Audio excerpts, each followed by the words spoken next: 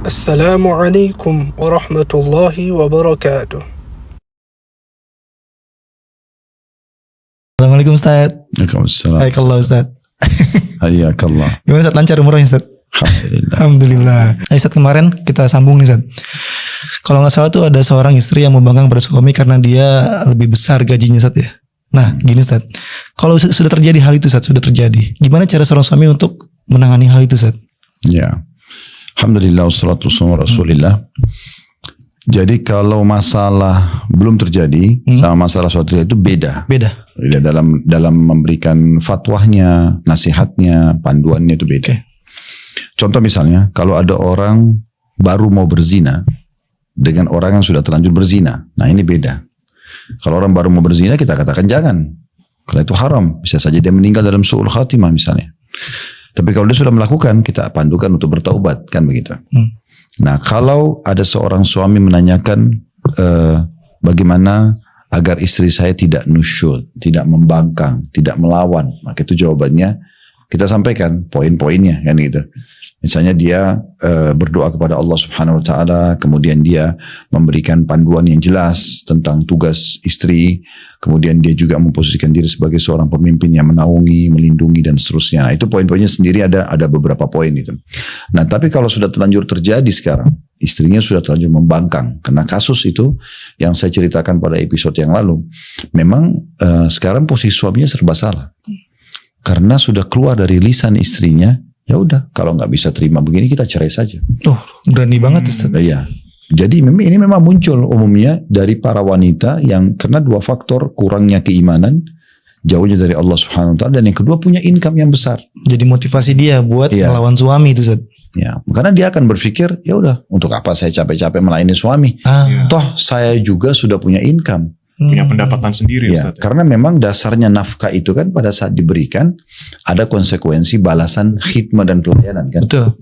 Nah sekarang kalau perempuan punya income yang besar dan dia merasa sudah mencukupi apalagi berlebihan, maka dia akan berpikir, udah kan yang membuat saya berkhidmah adalah mendapatkan income. Nafkah, ya. Nah sekarang income-nya sudah ada, untuk apa saya melayani?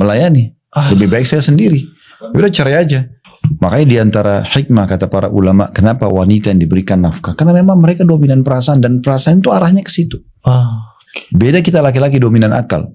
Misalnya, sebanyak apapun income yang kita miliki sebagai laki-laki dan kita berikan kepada istri dan anak, Allah memberikan akal itu akan selalu berpikir, oh ini loh hasil kerja saya. Dan kita merasa puas dengan itu. Membuat kita bekerja lagi lebih giat untuk memberikan lagi lebih. Kalau perempuan berbeda. Laki-laki itu memang Allah berikan mudah untuk memberi. Makanya Allah berikan kepada mereka kewajiban nafkah. Ya, dan jadikan mereka pemimpin. Kalau perempuan tidak. Makanya mereka pada saat memiliki uang lebih berpikir untuk menabung. Bukan berpikir malah untuk memberikan suami. Jarang sekali itu. Kalau suami pun sering memberikan hadiah istrinya. Istri jarang sekali memberikan hadiah suami. Sering tuh Set, duit suami, duit saya. Duit saya. Biasanya kayak gitu tuh. Nah itu poin. Dan ini Nabi SAW sudah sampaikan, kalau wanita itu kurang akalnya dan kurang agamanya. Ini maksud dengan naqisud din wal akal, kurang agama dan kurang akal. Waktu ditanya kepada Nabi SAW, beliau mengatakan karena mereka mengalami haid. Yang berarti tidak ada sholatnya, gitu kan? Berarti ada kekurangan di agamanya. Artinya kalau seorang laki-laki umur 60 tahun dia sholat, misal umurnya dia 74 tahun, 14 tahun itu masa sebelum balik, jadi 60 tahun dia sholat. Perempuan juga sama, 74 tahun, 60 tahun dia sholat. Kira-kira mana yang lebih banyak jumlah sholatnya? Kalau secara jumlah. Kalau perempuan 7 hari saja haid, sepekan, berarti 1/4 dalam 1 bulan, itu kan dia tidak sholat. Kalau dihitung berarti 1/4 hilang. Berarti kalau laki-laki 60 tahun tadi sholat, perempuan ini cuma 45 tahun sholatnya. Jauh banget. 15 tahun tidak ada. Kan gitu. Tapi Allah memberikan mereka pahala dari sisi lain. Seperti hamil, melahirkan, taat pada suami dan seterusnya. Nah gitu. Nah, makanya Nabi SAW mengatakan wanita yang menjaga 5 waktu sholatnya. Disebutkan puasa Ramadannya, melayani suaminya, maka akan masuk dari 8 pintu surga yang mana dia mau pada saat dia meninggal dunia. Sementara kekurangan akalnya, dia kata Nabi SAW kalau saat memberikan kesaksian harus satu laki-laki 2 wanita. Oh, Ya. gitu. Kalau kesaksian ya, Perbandingannya Ustaz. ya kalau laki-laki 1 orang jadi saksi, maka kalau diganti dengan perempuan harus 2 orang perempuan. Oh. Kenapa? Karena mereka kadang-kadang dominan perasaan, mungkin cenderung dengan siapa yang dia sukai, walaupun misalnya itu orang salah. Contoh, itu perasaan ke situ kan arahnya. Atau misalnya sering lupa. Nah, contoh. Nah, jadi memang ada kekurangan di situ.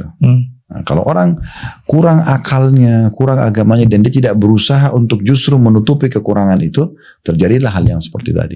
Nah, Ustaz, solusinya gimana kalau sudah terjadi seperti itu, Ustaz? Oke, solusi yang pertama, setiap kali ada masalah yang sudah terjadi sudah terjadi, maka yang paling pertama adalah muhasabah, introspeksi diri dulu. Semua permasalahan yang sedang kita hadapi, solusi terbaik yang pertama muhasabah, introspeksi diri. Kita langsung bermunajat kepada Allah Subhanahu wa taala. Nabi SAW berkatakan dalam hadis yang sahih, kalau beliau sudah menghadapi masalah apapun, maka beliau langsung mengalihkannya ke salat. Makna salat adalah berhubungan sama Tuhannya. Dia introspeksi kepada Allah Subhanahu wa taala. Ini ada masalah apa nih? Ya Allah, kalau ini adalah sebabkan karena dosaku, maka maafkanlah, gitu kan.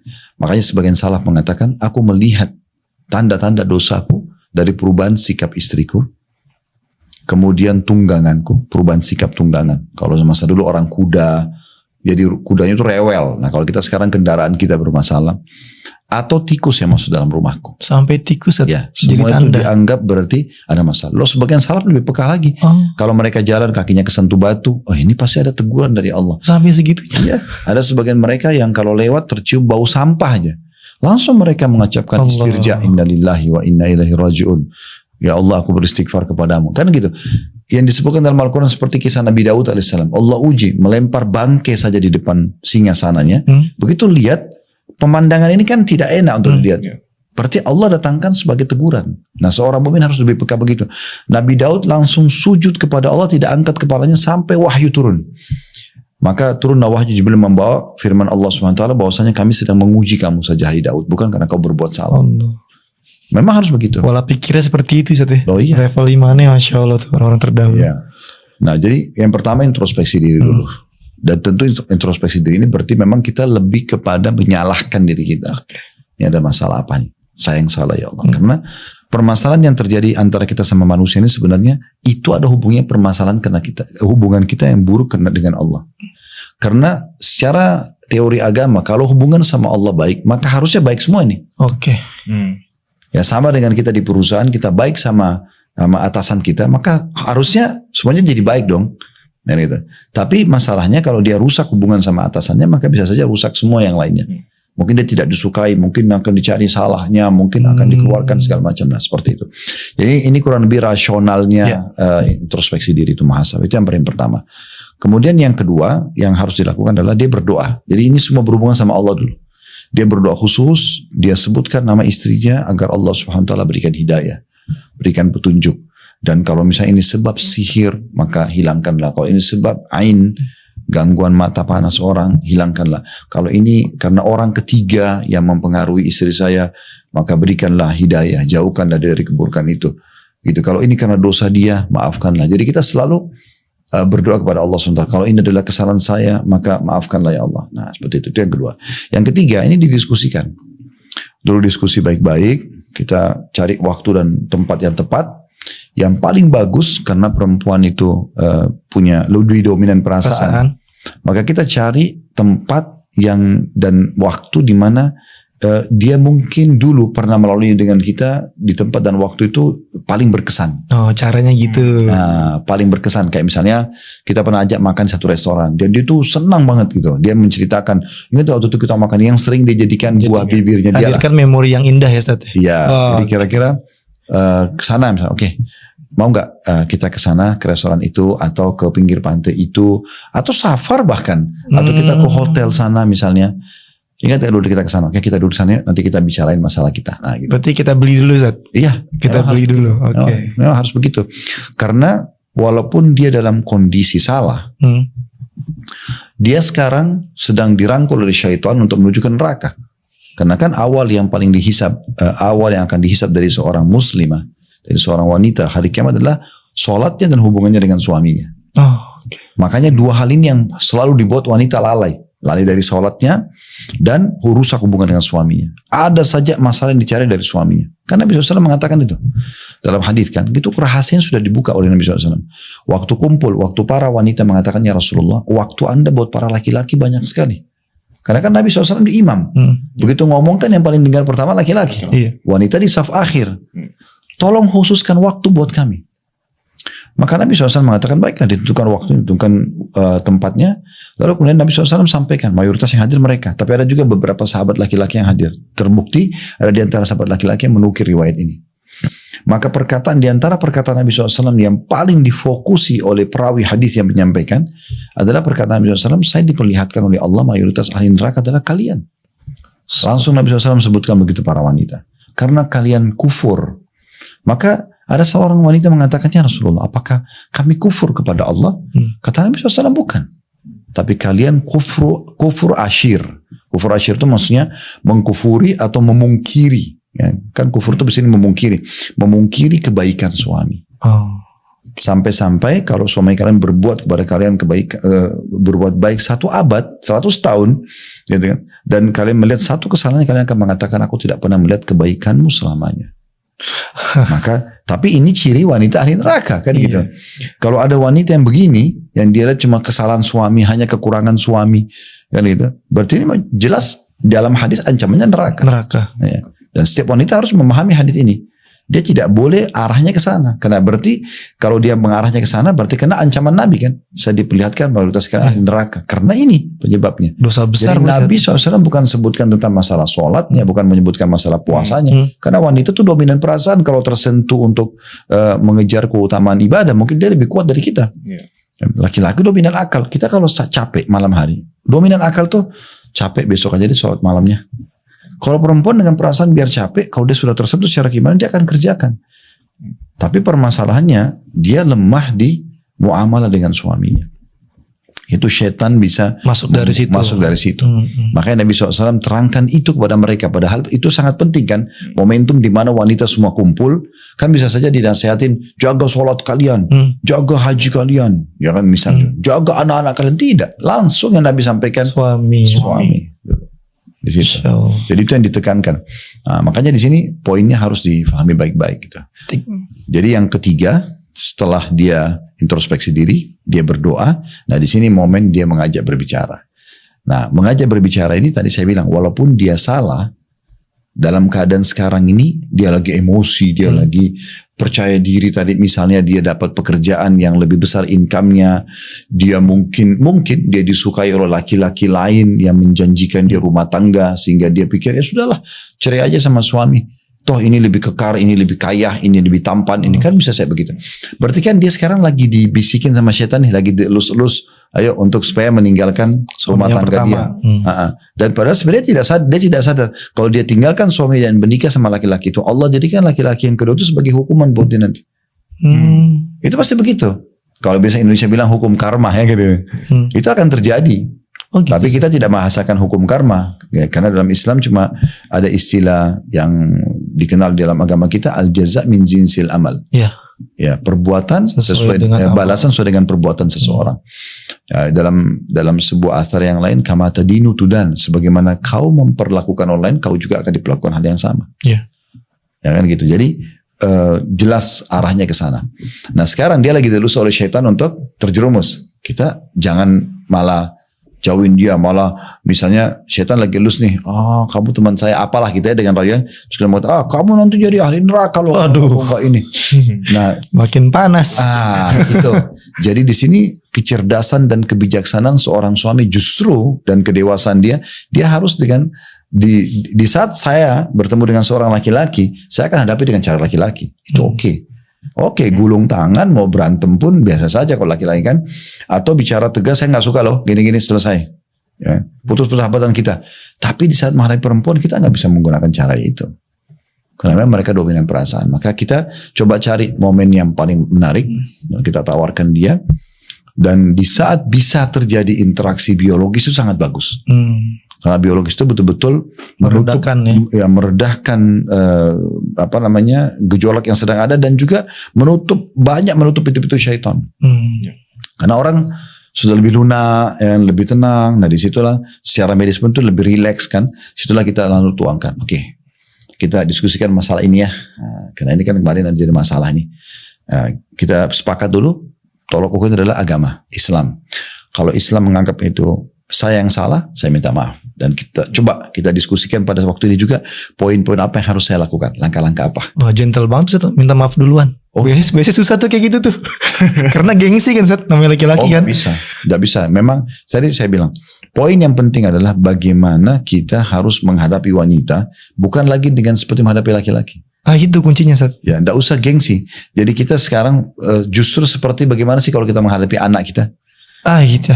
Kita nggak bisa menghadapi anak itu dengan kekerasan, maka dia akan selalu dia dengar tapi dia takut dan dia nanti metode pendidikannya itu akan rusak gitu. Karena dia hanya takut di saat kita ada dan tidak ada dia akan melakukan pelanggaran-pelanggaran. Tapi kalau kita merangkul dia, kita duduk, misal contoh anak kita naik ke atas pohon nih, beda kan pada saat kita mengatakan kenapa kau naik di atas pohon, turun sekarang, nanti ayah pukul kamu, kira-kira apa yang terjadi?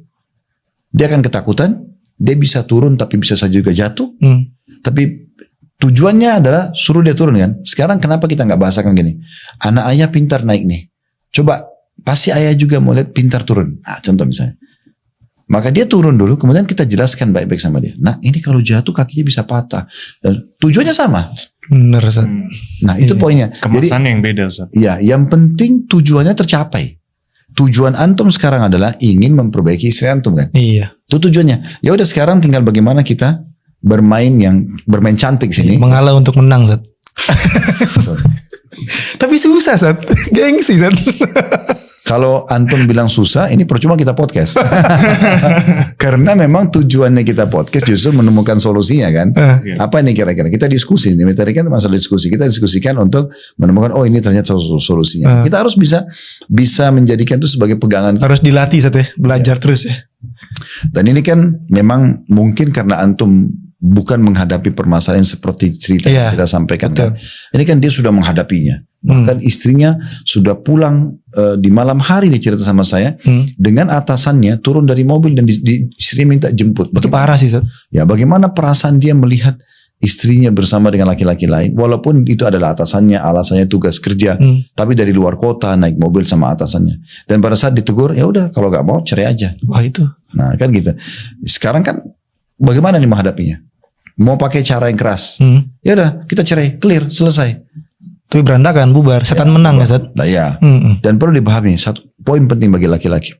Cerai itu bagi laki-laki gampang, lebih gampang daripada pecahin kerupuk. Karena antum cuma bilang saya ceraikan kamu, clear. Oh sebatas lisan aja ya Zat. Iya. Kalau perempuan biar ucapin 1000 kali nggak ada bekasnya. Oleh karena itu kita harus bijaksana sekali. Biar dia bilang ceraikan saya, pulangkan saya. Kita nggak cocok. Antum anggap masuk telinga kanan keluar telinga kiri. Karena mereka tuh sering kali mengucapkan kata-kata tidak berpikir dulu. Karena mereka dominan perasaan. Bisa saja setelah kita tenangkan. Oke, kita kan ada masalah gini. Kita diskusi baik-baik. Mungkin karena dia lihat kelembutan antum. Dia akan nanti mengatakan tadi maaf ya. Nah, dia bisa detik ini dia buat suaminya emosi. Tapi dia bisa berubah dalam setengah jam, 1 jam kemudian. Hanya dengan muamalah yang baik. Muamalah yang hasan di poin pertama dari kewajiban itu. Itu dia bisa berubah tiba-tiba minta maaf. Ketika itu perempuan ya, tiba-tiba langsung berubah. Iya. Jadi kalau laki-laki mau pakai cara dia, ultimatum dia, udah kalau tidak cocok saya ceraikan kamu. Ini seperti orang yang sudah langsung memakai senjata pamungkas dia yang tidak diperlukan. Itu terakhir itu Jadi untuk apa pakai samurai besar melawan baby kecil gitu? Oh iya. Oke. Masuk akal sekarang. Iya, benar. Jadi nggak penting banget gitu. Jadi baby itu kasih dot aja. Iya. Bener. Sama halnya seperti kalau kita marahin anak kecil juga ya. Persis sama. Makanya salah satu makna daripada mereka nakisul akal, kurang akalnya, itu begitu tuh. Jadi kayak menghadapi anak kecil. Bahkan terkadang ada yang sudah sampai nenek-nenek pun masih seperti anak kecil. Ya memang sudah begitu. Jadi kalau antum faham ini, antum lihat kalau istri antum lagi tanda kutip demo, itu seperti antum lihat, antum kalau buat kopi di gelas, antum lagi aduk ya, kan airnya lagi berputar tuh, antum liatin aja, nanti dia tenang sendiri. Oh. Ilmu baru nih. Liatin aja dulu. Biar dia ngomong macam-macam. Sudah tenang tuh tinggal minum sana. Selesai Ustaz. Iya dengerin aja, dengerin ngomong ngoceh terusin. Selesai udah baru. Ya, Kita kita sambil buat kopi lihat mukanya. Kok kamu nggak balas saya? Kalau kamu marah tambah cantik. Kok. Masya Allah. Ini senjata rahasianya Ustaz nih. Pahit tapi manis tuh. Kayak kopi. Jadi itu yang ketiga. Jadi dia harus bagaimana merangkul pasangannya dan dia cari tempat si sikon juga situasi dan kondisi yang kira-kira paling menyentuh bagi perempuan itu. Mungkin kita ajak berdua naik motor, mungkin makan satu. Kadang-kadang mungkin masalah sepele aja, maksudnya. Kadang-kadang mungkin hal hanya, kecil ya. Bukan. Maksudnya kadang-kadang sangat sederhana sebenarnya yang kita butuhkan untuk melunakkan dia. Dan kita tidak butuh sesuatu yang besar gitu. Tadi saya bilang mungkin dengan dot aja dia udah bisa tenang sebenarnya. Contoh misalnya mungkin hanya dia umumnya kalau istri itu sudah mulai demo tanda kutip itu hanya butuh perhatian. Oke. Biasanya begitu. Nah itu ada bahasan sendiri lah. Oke. Tapi di sini intinya di poin yang ketiga selain dia introspeksi diri, dia berdoa juga bagaimana dia bisa mendiskusikan permasalahan ini sama istrinya tapi di waktu dan tempat yang tepat. Gitu. Dan di saat itu memang dia clearkan. Oke, kalau saya salah, saya minta maaf. Oke, kita diskusikan sekarang poin apa yang harus saya lakukan. Oh ya, saya minta misalnya Mas atau Abang atau siapa, jangan ulangi lagi ya. Oke, saya tidak ulangi lagi. Apalagi kira-kira? Ya oke, nanti saya minta begini. Oke, selama kita bisa, oke, silakan, tidak masalah. Tapi kalau dia yang salah sebaliknya. Nah ini kan menurut agama kamu yang salah. Kan? Kira-kira seperti apa? Nanti mungkin dia bilang, kira-kira menurut Mas bagaimana? Atau menurut Abang bagaimana? Atau menurut kakak bagaimana? Misal contoh, udah kita mulai susunkan poin. Kalau menurut aku sih harusnya begini. Oke, kita sepakat. Clear ya? Clear. Nah, selesai. Musyawarah kecil di dalam keluarga ya Zat. Tapi tetap kita sebagai pengambil keputusan dong Zat. Tetap kita yang ngatur. Nah, ya sekarang gini, pengambil keputusan dalam hal apa dulu? Kita harus lihat. Kayak misalkan dia nggak usah kerja, udah biar di rumah aja, biar selesai masalah. Nah, jangan langsung masuk ke zona amannya dia.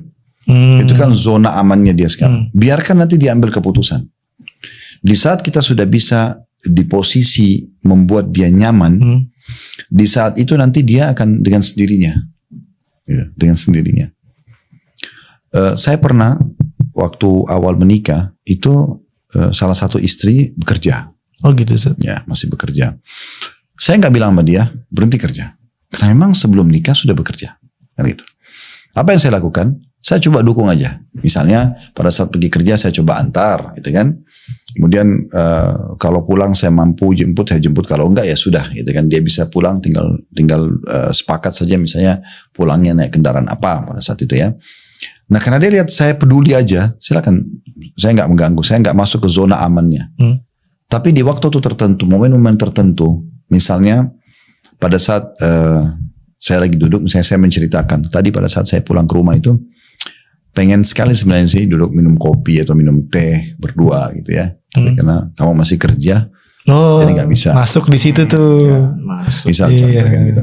Ada momen di mana dia mulai merenung gitu kan. Nah itu pun pada saat misalnya kita bicara tentang masalah makanan nih. Memang kita lagi makan sekarang. Misalnya kita lagi pergi makan bakso berdua. Nah terus kita tunggangin tuh tadi misalnya tadi siang saya sempat pulang ke rumah dan pengen sekali makan berdua sih sama kamu kayak begini, tapi ya karena kamu lagi kerja ya mau boleh buat saya makan sendiri. Tapi memang kita sekarang lagi makan kan gitu. Nah, jadi ini connect sama apa yang kita sedang bahasakan. Kalau masalah tidur, tadi saya kebetulan detik sekali saya pulang ke rumah siang tidur. Terus saya itu berharap sekali kalau kamu ada di sebelah saya. Tapi karena kamu kerja ya apa boleh buat. Nah, kita sedang bicara masalah tidur misalnya. Seperti itulah. Poin ketiga itu kan tadi diajak berdiskusi. Kemudian kita perlu masuk ke poin keempat. Ini poin keempat. Dia lebih kepada bagaimana kalau dia nolak. Nah, kalau dia nolak. Ya misalnya pada saat kita sudah diskusi. Enggak pokoknya aku maunya kerja. Nggak mau tahu pokoknya sudah diskusi nggak bisa. Nah di sini kita bisa melibatkan orang ketiga. Tapi orang ketiga ini kira-kira orang yang didengar. Misalnya ayahnya, ibunya. Kita diskusikan ini Allah mengatakan faba'athu hakaman min ahlihi wa hakaman min ahliha. Kalau sudah tidak bisa ketemu, maka utuslah orang bijak dari keluarga pihak laki-laki, orang bijak dari pihak keluarga perempuan, mereka diskusi. Gitu kan. Mereka nanti ini orang yang didengar gitu. In yurida islah yuwaffiqillahu bainahuma, kalau mereka berdua mau baikan, maka Allah akan berikan taufiknya. Ya, jadi memang kita bisa gunakan orang ketiga, tapi orang ini bukan sembarangan. Bukan orang yang memang lebih berpihak kepada dia atau berpihak kepada kita. Memang orang bijaksana ya. Kita cari siapa di pihak keluarga kita dan keluarga dia yang lebih bijaksana. Lalu kemudian kita ceritain semua permasalahannya. Lalu kita minta dia menengahinya. Selain keluarga boleh seandainya nggak punya keluarga yang terdekat. Tentu saja. Asal orang-orang yang bijaksana, orang yang berilmu. Guru gitu Ustaz.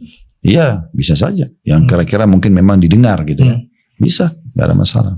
Ya, kembali ke pertanyaan Ustaz. Jadi misalnya si suaminya ini punya penghasilan cuma misalnya pas-pasan Ustaz, gitu. Nah si istrinya misalnya ngotot mau kerja atau gimana gitu. Itu gimana Ustaz? Apa istrinya masih boleh bekerja itu? Jadi memang kita mulai begini dulu. Dalam teori agama, Nabi SAW sudah mengatakan wa ankihul akfa'a minkum. Supaya tidak terjadi konflik seperti itu, Nabi sudah bilang menikahlah dengan orang yang sepadan dengan kamu. Oh, oke. Ini dasarnya dulu nih, pondasinya. Kalau sepadan itu artinya kita tolak ukur sekarang, bukan nanti. Ya. Kita bicara sekarang. Sekarang pendapatan saya 2 juta 1 bulan. Maka saya harus mencari istri yang bisa menerima 2 juta 1 bulan. Bahkan bukan 2 juta. Mungkin cuma 1,5 juta, karena antum harus taruh cadangan buat antum 500 ribu misalnya. Kan gitu. Ya carilah orang yang seperti ini. Mohon kepada Allah SWT, Allah datangkan wanita yang bisa seperti itu. Sekufu Ustaz. Ya, sekufu. Itu. Akfa itu jamak daripada kufu. Dan Nabi SAW mengatakan menikahlah dengan orang-orang yang sepadan dengan kalian. Nah sepadan ini masuk dalam semua ya.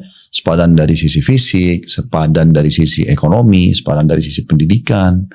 Karena ini biasanya terjadi keributan rumah tangga karena itu. Istrinya misalnya kaya sekali.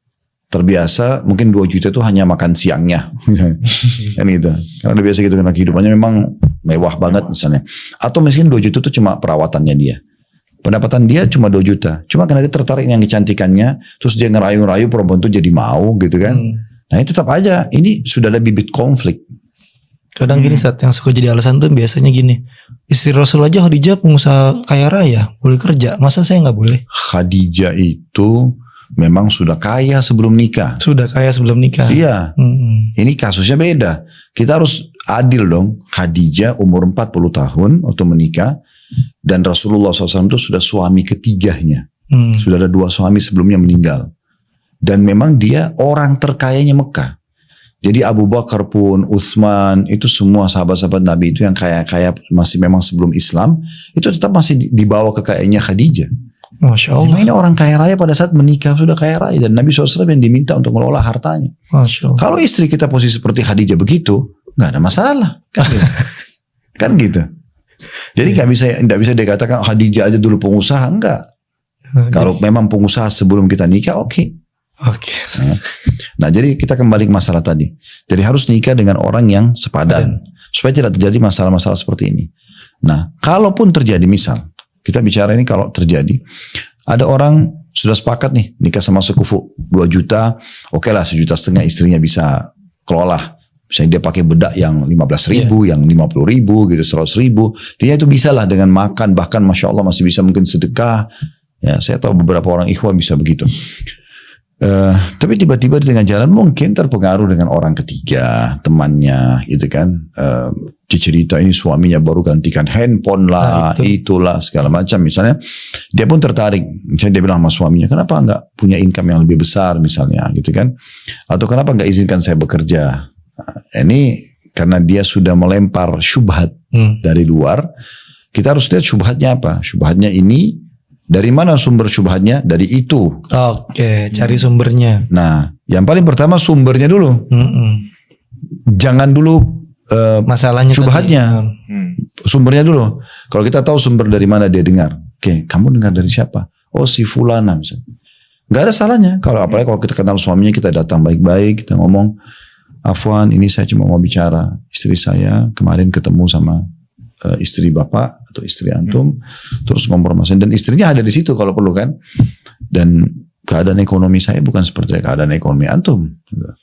Dan saya terus terang terganggu di rumah tangga ini setelah istri saya mendengar istri antum bicara begitu dan begitu. Ya. Jadi ini kalau bisa tolong jangan diulangin. Kalau perlu istri saya tolong dinasihatin. Karena memang ini keadaan saya tidak bisa dipaksakan. Nah setelah pintu itu tertutup, ya kan, inti syubhatnya baru kita perbaikin. Karena selama sumber itu masih ada, syubhatnya ini kita perbaikin nih. Hari ini kita redahkan dia. Besok ada lagi. Ya, nanti dia diskusi lagi sama pemilik syubhat itu. Diskusi lagi dia. Itu suami saya ngomong gini. Oh, Ada kamu lagi. jawab begini. Masalah lagi. Nah, jadi masih ada corongnya nih. Iya. Jadi makanya yang sumbernya dulu kita diskusikan biar tertutup kan. Oh, dia tahu nih suaminya terganggu nih. Nanti kalau istri kita ngomong lagi sama dia, nanti dia akan mengatakan, "Oh, enggak kok." Jadi kayak berubah. Enggak, harusnya kamu bersyukur loh. Nah. Memang suamimu bukan seperti suamiku. Jadi dia tertutup syubhat. Iya. Jadi tinggal syubhat ini aja. Jadi ibaratnya ini seperti luka, dia nanti lama-lama kering sendiri. Tapi kalau belum ditutup sumbernya, ini yang suka ngorek-ngorek luka ini Masih ada. masih ada, ini jadi masalah. Masya Allah. Ya jadi arahnya lebih ke situ. Ini mungkin Ana coba di posisi ibu-ibu dulu nih Ustaz. Sebagai istri misalnya ya. Tuh, karena ini mungkin di counter sama ibu. Kan suami saya itu seperti yang tadi antum bahas Ustaz. Kalau tadi kan mungkin masalah bukan kebutuhan Ustaz ya. Mungkin tadi kita bahas masalah HP kayak gitu.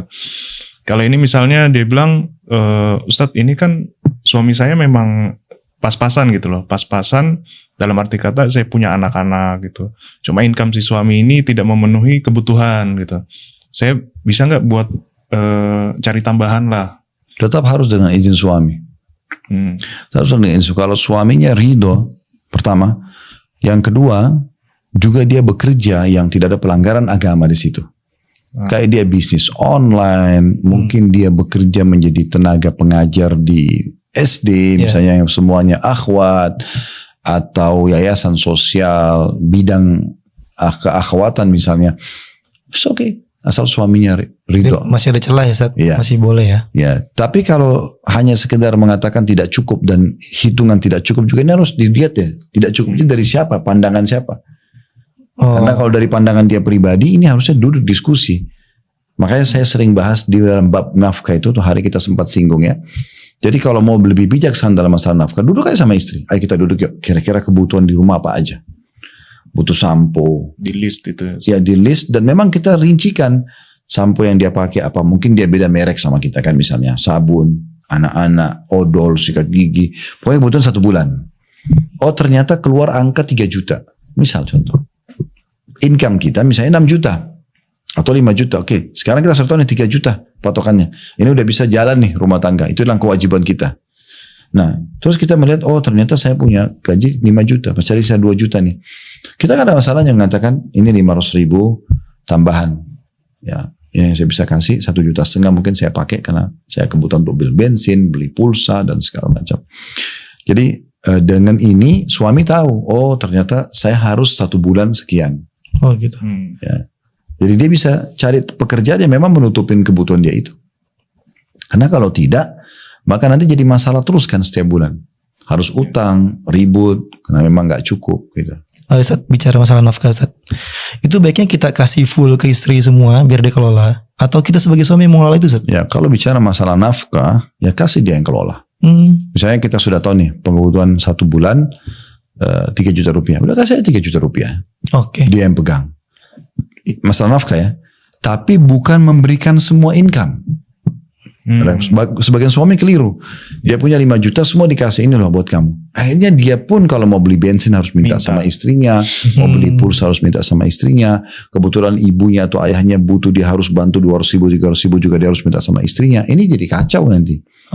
Ya, karena istri ini memang bukan untuk dijadikan sebagai akunting bendahara di rumah atau bendahara, bukan. Memang dia hanya pelaksana lapangan. Oke. Jangan diposisikan sebagai bendahara, nggak bisa gitu. Karena mereka dominan perasaan. Dia kalau nggak suka sama mertuanya, dia bisa bilang sama suaminya, jangan dikasih dong. Kan bisa saya begitu karena dominan perasaan. Jadi dia harus diposisikan dia sebagai kalau kita di pegawai di perusahaan itu kayak seorang staff yang memang apa kebutuhannya kita penuhi. Nah, ini tanpa mengurangi kedudukan istri ya, cuma ini pemahaman saja. Kan staff itu juga bukan untuk dihina. Staff itu adalah orang yang membantu kita menyelesaikan banyak pekerjaan kan gitu. Nah seperti itu. Tapi Kita sekarang memberikan dia sesuai dengan apa yang dia butuhkan. Nafkah itu termasuk sedekah, Ustaz? Oh iya, dan dia sedekah yang paling afdal. Oh. Makanya kata Nabi SAW dalam hadis riwayat Muslim, sedekah yang kau keluarkan untuk fakir miskin, sedekah yang kau keluarkan untuk jihad, sedekah yang kau keluarkan untuk membebaskan budak, dan sedekah yang kau keluarkan untuk keluargamu, istri dan anakmu, itu jauh lebih besar pahalanya. Jadi memang itu besar sekali pahalanya. Tapi bukan berarti dari sini misalnya, ini yang biasa saya jelaskan ke pengajian ibu-ibu misalnya, jangan dengan mendengarkan hadis ini kemudian ibu-ibu tanda kutip mengatakan sama suami itu nafkah sedekah paling afdal ke aku loh. Jadi kamu nggak usah cari-cari lagi sumber lain, nggak bisa. Karena Rasulullah SAW mencontohkan bersedekah kepada fakir miskin, bersedekah pada kerabatnya, juga memberikan nafkah buat keluarganya. Dan tidak ada dalam riwayat itu ummahatil mu'minin, istri-istri Nabi yang mulia, ibu-ibu orang-orang beriman, itu kemudian mengatakannya Rasulullah, jangan kasih keluargamu yang ini atau begitu dan begitu. Mereka nggak pernah ikut campur itu. Yang penting mereka sudah tahu nafkah mereka ada, mereka tinggal menikmati nafkah itu. Sisanya itu hak suami. Berarti kita kasih uang ke istri, ini buat bayar listrik itu sedekah, Ustaz. Dapat pahala besar berarti. Iya dong. Kan sekarang listriknya dipakai. Pakai setrika, pakai baca buku, pakai baca Quran, kayak gitu. Air, semua di rumah itu pahala semuanya. Berarti dengan anak tahu sekarang seperti itu, dapat pahala yang besar dong, Ustaz. Oh iya. Kalau kemarin anak belum tahu, biasa aja pahalanya apa gimana? Sekarang karena udah tahu naikin nafkah. Enggak nilai pahala itu pas tahu atau sebelum tahu gimana, Ustaz? Kan sudah tahu kalau nafkah wajib kan? Ya. Ya udah cukup. Cukup, insya Allah karena kita niat untuk memberikan nafkah, maka semua janji dalam nafkah atau sedekah itu akan didapatkan. Oke. Insya Allah. Jadi gitu Ron. Siap-siap nih ditambahin dari Ustaz. Bukan ditambahin, dikelola dengan benar. Iya, benar. Berikan haknya dia dan juga berikan hak kita. Masya Allah. Tapi itu lucu juga, Ustaz, kalau misalnya semua income itu dikasih ke misalnya istri, terus suaminya nanti ngemis, saya minta uang dulu deh. Mau ngasih orang tua. Ada di antara jemaah kita, jemaah Uhud, pada saat umroh bersama kita, itu sempat bilang, Ustaz, gamisnya bagus Ustaz, beli di mana? Oh ada. Waktu itu ada satu merek memang biasa saya beli. Terus Ustaz tolong bantu, saya mau beli juga, tunjukin tokonya. Oke, kita jalan nanti Pak, insya Allah. Waktu itu kalau nggak salah janjian habis asar atau habis maghrib. Udah lupa, ini sebelum pandemi kejadiannya, sekitar 5-6 tahun yang lalu. Terus habis makan, kalau salah habis maghrib, saya bilang sama beliau, oke Pak, sudah siap kita jalan. Sementara saat saya lagi tunggu istri saya mengisi ATM saya. Padahal beliau itu orang kaya raya. Punya 37 perusahaan. Mengisi ATM media. Iya. Karena istri saya membatasi pengeluaran saya hanya 5 juta. Dia yang punya perusahaan, dia yang kerja, istri yang tentuin. Kan jadi unik. Oh, kenapa kok antum yang diatur sama istri antum? Harusnya dibalik Pak. Harusnya antum yang siapkan ATM istri antum yang isi 5 juta nih ya, kamu bisa pakai. Habisin, silakan. Bukan, ini nafkah kamu misalnya, atau ini kelebihan rezeki yang saya mau kasih bonus buat kamu, gitu. Jadi antum justru yang pemegang harta, itu yang benar. Baru kita memberikan kebutuhan dia. Masya Allah, jadi. Tapi biasanya kecil itu Ram, kalau lagi di restoran nih, pada pasangan makan saat pas bayar nih, yang bayar si laki-laki. Orang taunya tuh kan pacaran nih mas ini. Tapi kalau yang bayar istri, wah ini udah nikah nih. Biasanya kayak gitu tuh. Itu kan persepsi ya. Oh iya persepsi Zat. Ya. Tapi kebanyakan kayak gitu. Persepsinya Imron itu. Iya, mungkin sebatas antum. Karena selama ini saya pun kalau masuk ke restoran biasa aja. Pas datang tagihannya saya memberikan ATM gitu kan. Nggak ada tuh pandangan orang, oh ini pacaran misalnya kan gitu. Oke. Tapi ini satu lagi Zat. Tapi kalaupun suami istri yang nggak pacaran, kan pacaran halal tuh. Ya halal Zat. Justru itu pacaran yang boleh. Kalau misalnya si sang suami ini Zat bisa memenuhi kebutuhan istrinya semuanya, maksudnya nafkahnya alhamdulillah udah terpenuhi lah, bahkan mungkin lebih. Tapi si istrinya ini pingin bekerja Zat. Cuma isi waktu lah, mungkin anak-anak udah agak besar atau gimana. Jadi kayaknya kok di rumah kosong gitu, anak-anak sekolah. Nabi SAW sudah mengatakan, nikmatani magbulun katsirun minan nas. 2 nikmat yang paling banyak dilalaikan manusia. As-sihhatu wal faraq. Kesehatan dan waktu lowong. Waktu lowong itu emas sekali. Mungkin di hari ini kita punya waktu lowong, belum tentu besok kita punya waktu lowong. Jadi Tidak bisa seseorang menjadikan, misalnya apalagi seorang istri, kita langsung masuk ke poin tadi untuk diskusikan. Seorang istri kebetulan dia rasa hari ini dia lowong, atau pekan ini dia lowong, atau bulan ini dia lowong, lalu dia mengatakan, oh saya punya banyak waktu lowong nih, saya kerja aja. Enggak, kenapa harus kerja? Kan dia punya kewajiban. Perjengkalnya rumah itu tanggung jawab istri. Perjengkal. Ini bahasa supaya mudah tanda kutip ya. Jadi barang-barang di rumah, per itemnya tanggung jawab dia. Jadi nggak bisa suami tanya mana charger handphone saya, oh nggak tahu di mana. Nggak bisa, itu tanggung jawab dia. Makanya kata Nabi SAW, kalian semua pemimpin karena kalian diminta pertanggungjawaban hari kiamat. Waktu disebutkan istri bertanggung jawab terhadap rumah, Suami. harta, dan anak suaminya. Dan dia akan minta pertanggungjawaban hari kiamat. Jadi rumah perjengkalnya akan ditanya sama Allah. Benda-benda di rumah akan ditanya. Bagaimana dia bilang dia punya waktu lowong? Dia harus rawat. Ya, jadi dalam rawatnya, menatanya dengan baik, mengemasnya dengan baik sehingga kapan dibutuhkan bisa dipakai lagi, tahan lama karena dia peduli ya rawat misalnya blender, misalnya pisau, misalnya sendok, itu ada pahala ekstra. Masya Allah. Iya, Enak bener Ustaz. emang Benerin pisau, rawat itu, bersihin. karena sebagai amanah kan, Hah? amanah dari suami. Sebagaimana antum juga sebagai suami begitu memberikan uang itu dikelola untuk kebutuhan 1 bulan, antum panen pahalanya semua itu. Dari makanan dia. Kata Nabi SAW, semua yang kalian keluarkan dalam bentuk sedekah akan dicatat pahala di sisi Allah sampai sepotong makanan yang kau letakkan dalam mulut istrimu. Masya Allah. Semua pahala. Jadi dia jadi nyemil di kacang, kita dapat pahala di kantor. Masya Allah. Dan itu mungkin tadi Ustaz ya, mungkin si sang istri ini dari sisi agamanya mungkin belum dapet ya. Karena ya itu di dalam rumah aja banyak pahala gitu loh. Mulai dari bersih-bersih itu pahala. Terus ya rawat perabotan itu pahala. Makanya Semua itu pahala, merawat perabotan, merawat diri dia, menata rumah. Kan dalam riwayat itu Aisyah pernah memasang tirai, gitu kan? Aisyah pernah dandan dengan menggunakan perhiasan perak yang Nabi SAW tanya, kenapa ini Aisyah? Kata beliau, aku dandan untukmu ya Rasulullah. Beliau menggunakan pernah wangi-wangian, ya kan? Pada saat menyambut Nabi SAW. Waktu Nabi datang, dia duduk di atas pangkuannya. Waktu itu kebetulan Nabi SAW lagi ada masalah sama Sofia, dan Sofia datang kepada Aisyah mengatakan, oh ya Aisyah, kalau kau bisa membuat Rasulullah ridho padaku, aku akan hadiahkan malamku. Maka Aisyah dandan dengan wangi cantik, kemudian Nabi datang langsung duduk di pangkuannya. Nabi sudah tahu ini ada sesuatu nih. Nabi mengatakan, hai Aisyah, ini bukan malammu. Lalu kata Aisyah, ya Rasulullah, itu karunia Allah, Allah berikan kepada siapa yang diinginkan. Maka Nabi sudah paham, berarti Sofia ada negosiasi nih, kan gitu. Nah, tapi kita lihat di sini bagaimana dia mengisi waktunya dengan hal-hal yang memang mungkin dianggap sepele oleh sebagian orang. Jadi wanita itu betul-betul, kita bisa lihat contoh, kalau ada wanita yang betul-betul tahu tentang kewajiban di rumah itu, tentang masalah penataan. Ini misalnya contoh, cat atau wallpaper di rumah. Ini suami sudah biaya ini. Itu jadi amanah buat dia. Dia nggak boleh biarkan misalnya anak-anak main coret-coret. Jadi harus dia ingatkan. Tugas dia itu. Nggak bisa dia bilang, oh anak tadi si fulan yang lakukan. Loh, terus kamu di mana? Kan dia harus tanggung jawab itu. Gitu kan? Nggak boleh suami sudah mau keluar kerja, pakaian belum siap. Kemana? Oh belum dicuci. Loh terus kemana saja di waktu lowongnya?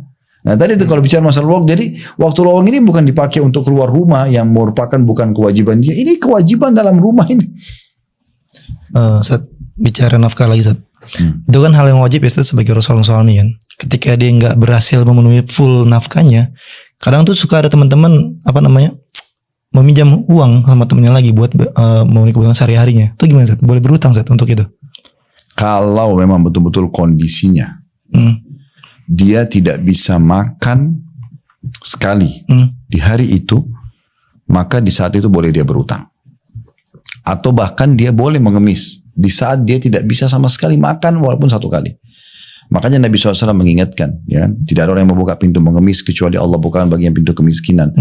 Dan seorang sahabat menanyakan, ya Rasulullah, tolok ukurnya apa sih? Boleh atau tidak boleh mengemis? Kata Nabi SAW, kalau dia sudah punya makanan untuk hari itu 1 kali, maka sudah tidak boleh dia mengemis.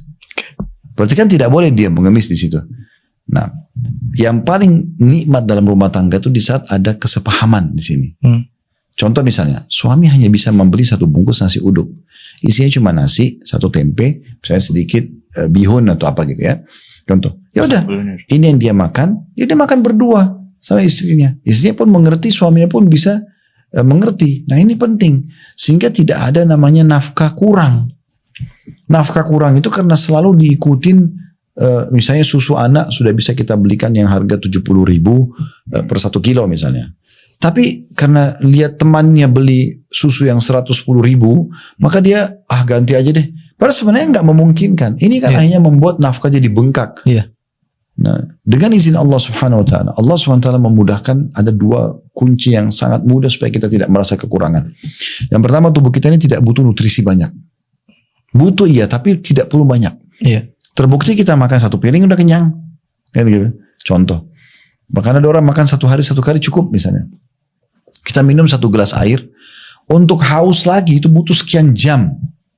Kan itu, mungkin 2 jam 3 jam lagi baru kita haus.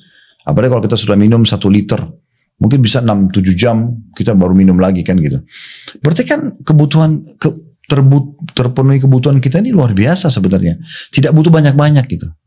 Kita kan punya kapasitas ya. Sama dengan baju. Kita pakai 1 lembar baju. Maksimal 2. Mungkin 1 kaos dalam, 1 kemeja misalnya. Akhwat juga begitu. Maaf, mungkin pakaian dalam BH misalnya. Dengan baju abayanya dia misalnya. Atau mungkin baju rumah kaosnya. Udah. Kalau orang pakai 3 lembar baju kepanasan kan gitu. Apalagi kalau kita di Indonesia. Ada kapasitasnya kan. Iya. Ada kapasitas. Sepatu. Orang butuh 1 pasang sepatu. Kalau dia punya 2 sepatu, berarti dia harus buka dulu 1 pasang yang pertama. Untuk dia pakai 1 pasang yang kedua. Tidak mungkin 2 didobelin. Berarti kan kapasitas kebutuhan dia cuma itu saja. Kita punya batasan itu. Bahkan tubuh kita ini punya jangkauan batasan. Seperti tangan kita inilah jangkauannya. Tidak bisa lebih daripada itu. Kaki kita punya jangkauan. Kapan kita coba lebih daripada itu, kapasitas itu, maka pasti akan menyulitkan. Nah kita harus coba belajar berada di kapasitas kita saja. Maka insya Allah akan selalu cukup. Kadang gini Ustaz, Sebentar dulu, itu yang pertama tadi. Siap. Ya tentang masalah bagaimana sih caranya gitu ya, supaya dia cukup. Jadi kita melihat kapasitas kebutuhan kita. Dan yang kedua, ini butuh komunikasi yang sehat di antara suami istri. Memang di saat Allah Subhanahu Wa Taala memberikan kita sebagai suami kelebihan rezeki, kasih aja mereka, nggak masalah. Nggak boleh juga seorang suami dan kurang pantas seorang suami itu misalnya Allah berikan dia harta melimpah. Dalam kondisi istrinya dibiarkan dalam seperti kondisi pada saat dia belum punya. Iya, bukan. Misalnya gini, pada saat awal dia menikah, misal pendapatan dia cuma 2 juta, 3 juta rupiah. Istrinya mungkin cuma bisa makan nasi sama tempe aja misalnya. Tapi sekarang Allah SWT mudahkan dia naik jabatan jadi manajer. Dia 7 juta misalnya. Sekarang dengan 7 juta, sebenarnya dia bisa meningkatkan ini dengan menambah sepotong ayam misalnya. Ya kan gitu. Sekarang tiba-tiba dia naik lagi, 5 tahun kemudian dia sudah menjadi apalah. Ya, misalnya dirut di perusahaan. Atau mungkin dia sudah punya usaha sendiri. Sehingga income dia bersih 1 bulan sudah 10 juta misalnya. Atau 15 juta 1 bulan. Ya dia juga tingkatkan levelnya ini. Nggak ada salahnya. Nah di sini butuh pengertian kedua belah pihak. Suami di saat income-nya bertambah. Dia tidak usah mengatakan, saya kan pernah jalan sama istri 3 juta bisa hidup. Jangan, tidak apa-apa. Naikkan aja levelnya. Ya kan gitu. Nah jadi dia nambah nggak apa-apa. Atau kalau misalnya istrinya tetap mau, seperti ada contoh seorang ikhwah, dia bilang, Ustaz gimana ya? Dia malah mengeluh gini, istri saya ini selalu kalau saya mau kasih apa-apa nolak. Malah nolak istrinya, dia bilang, saya mau beliin mobil bagus karena dia orang mampu. Saya nggak mau, maunya mobil yang ini aja deh, misalnya yang murah gitu. Jadi saya ikutin aja. Saya kalau keluar negeri mau beliin dia barang-barang, saya pasti berpikir kalau saya tanya kamu mau apa? Nggak usah, nggak apa-apa. Saya mau beliin seperti teman-teman saya, karena beliau kebetulan orang mampu. Beliin istrinya tas bermerek, beliin parfum. Dia malah nolak. Ini yang mau nggak nih difotoin? Nggak usah. Memang dia nggak mau. Nah, gimana caranya hadapi istri seperti ini? Nah, kalau memang pihak istrinya sendiri yang nggak mau, ya udah nggak apa-apa, jangan dipaksakan. Tapi jangan posisi kita tahu kita punya income, kita bisa beli sesuatu yang lebih baik dan lebih bagus kualitasnya, sehingga juga ada penilaian ekstra pahalanya, tapi kita tidak berikan. Nah, ini pengertian dari suami. Pengertian dari istri juga sama. Dia memang pengen misalnya pakai handphone merek A atau misalnya parfum merek B, tapi memang income suami belum bisa. Ya udah dia pengertian, dia pakai yang selevel dengan suaminya. Toh pasti saya yakin suami juga bisa mengerti kenapa dia harus cuma pakai kolon misalnya, ya kan, dibandingkan dia pakai parfum yang bermerek, karena memang kemampuan suami hanya sebatas itu. Sehingga rumah tangga ini bisa jalan. Komunikasi Ustaz. Iya, itu penting sekali komunikasi, dan itu komunikasi bisa dengan bahasa langsung atau dengan bahasa tubuh, gitu kan. Sehingga bisa saling mengerti. Oke, Ustaz. Kan kadang nafkah sebagai kewajiban. Akhirnya muncul tuntutan dari istri, Ustaz. Tuntutan untuk itu terpenuhi. Kadang dia ngomong sama suaminya gini, kamu cari deh terserah nafkah, terserah mau gimana cara, kayak mau ngutang, kayak mau gimana cara, mau terserah pakai apa. Akhirnya si suami berpikir nih, dengan segala cara jadi aneh-aneh nih, mau halal mau haram gitu. Kita mau menghadapi istri kayak gini gimana, Ustaz? Laki-laki itu kawam. Allah mengatakan, ar-rijalu qawwamuna 'alan nisa. Laki-laki itu pemimpin bagi para wanita.